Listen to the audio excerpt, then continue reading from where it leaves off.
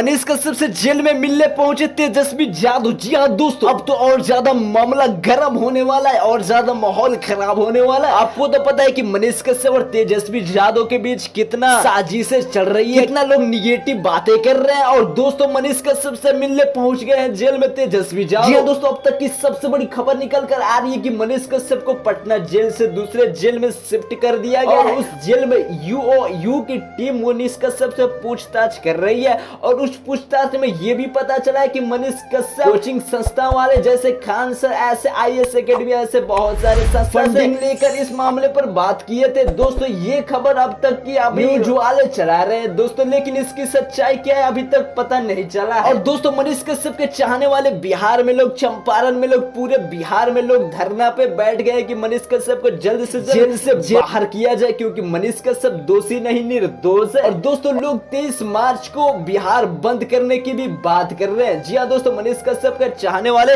मनीष कश्यप का फैन ये बता रहे कि मनीष कश्यप को जल्द से जल्द जेल से बाहर किया जाए, क्योंकि मनीष कश्यप ने कोई गुनाह नहीं किया है। दोस्तों इस पर आप क्या कहना चाहते हो? मनीष कश्यप दोषी है या निर्दोष है? उन्हें मनीष कश्यप के साथ अभी क्या चल रहा है, आप क्या चाहते हो? अपना राय कमेंट में जरूर बताएं। ऐसे अपडेट के लिए वीडियो को लाइक करके चैनल सब्सक्राइब जरूर कर लीजिए।